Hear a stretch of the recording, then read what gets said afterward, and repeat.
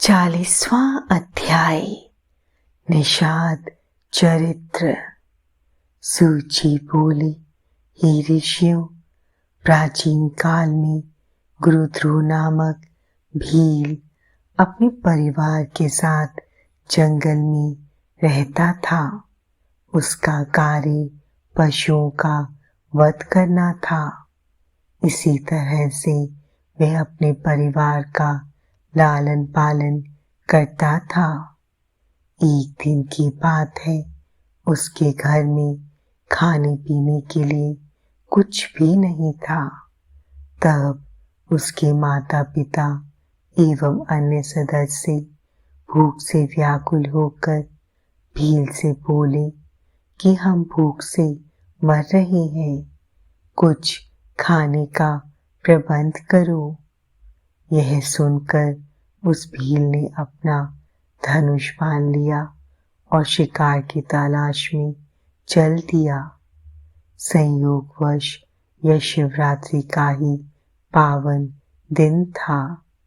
शिकारी दर दर भटकता रहा, परंतु उसे कुछ ना मिला। धीरे धीरे रात घिर आई, परंतु उसने खाली हाथ घर ना लौटने का निश्चय कर लिया था।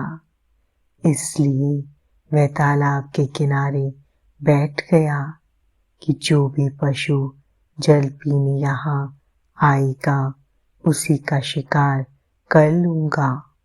ऐसा विचार कर वह बेल के पेड़ पर बैठ गया। रात घिर आई थी, तभी वहां एक हिरनी जल पीने के लिए आई। उसे देखकर भील ने अपने धनुष पर बाण चढ़ाया। उसी समय ओस में भीगे कुछ बेल के पत्ते वहां स्थित शिव जी के ज्योतिर्लिंग पर गिरे, जिससे भील द्वारा प्रथम पहर की पूजा पूरी हो गई और भील के पापों का नाश हो गया। उधर भील के धनुष की टंकार से हिरनी सब कुछ जान गई। वह उस भील से प्रार्थना करने लगी, हे भील, आप मेरा वध करना चाहते हैं, मुझे मारकर अपनी भूख मिटाना चाहते हैं। यदि ऐसा करने से आपका दुख दूर होता है तो मैं मरने के लिए तैयार हूँ, परंतु आप थोड़ी देर रुक जाएं। मेरे बच्चे अकेले हैं, मैं उन्हें अपनी बहन के पास छोड़ आती हूँ।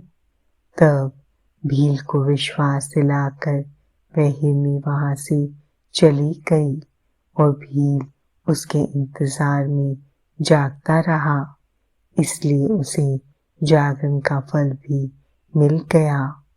कुछ देर पश्चात उस हिरनी की बहन उसे ढूंढते हुए वहां पहुंची।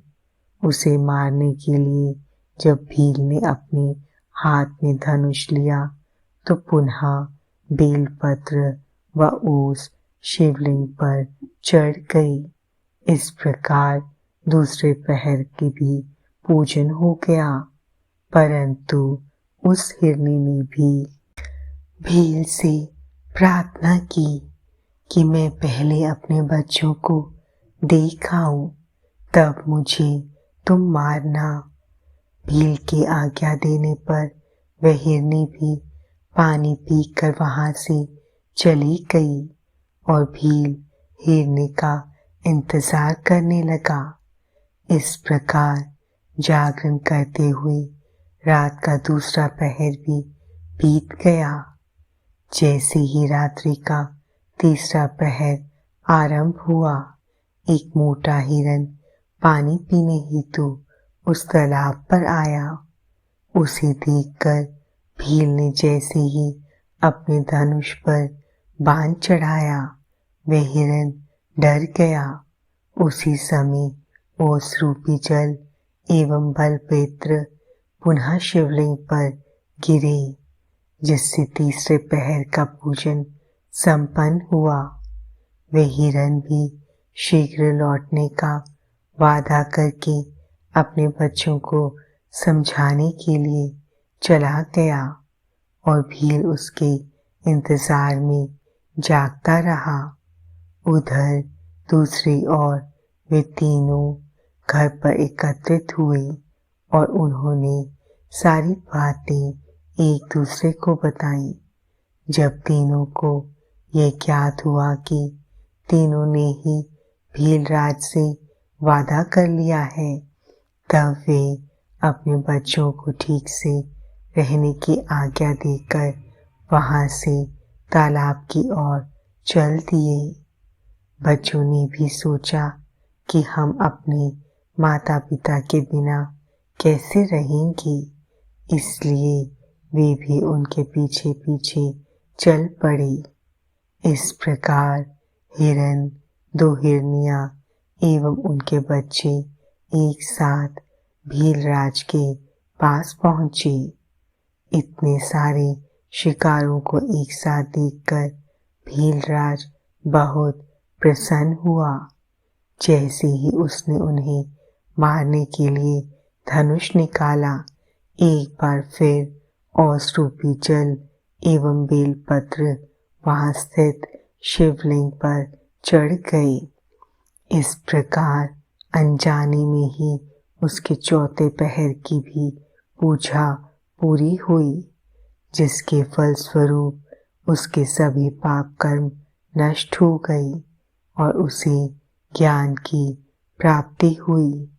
उसने अपने मन में विचार किया कि मुझसे श्रेष्ठ तो ये पशु हैं जो परोपकार के लिए अपने प्राण निछोवर करना चाहते हैं, और मैं मनुष्य होकर भी हत्या आदि बुरे कार्यों में संलग्न हूँ। ऐसा विचार कर भील बोला, हे मृगयों, तुम धन्य हो, तुम्हारा जीवन सफल है। तुम जाओ और प्रसन्नता पूर्वक निवास करो, मैं तुम्हें नहीं मारूंगा। भील के इतना कहते ही भगवान शिव ज्योतिर्लिंग से प्रकट हो गए।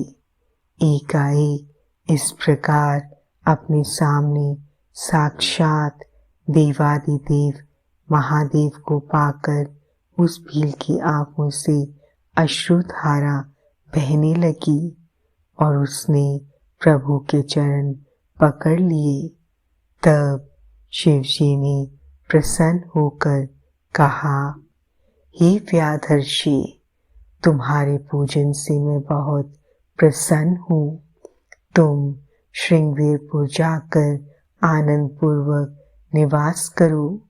प्रभु रामचंद्र तुम्हारे घर पधारेंगे और उनसे तुम्हारी मित्रता हो जाएगी। अंत में सुखों को भोग कर तुम्हें मोक्ष की प्राप्ति होगी। यह कहकर शिवजी वहां से अंतर्ध्यान हो गए।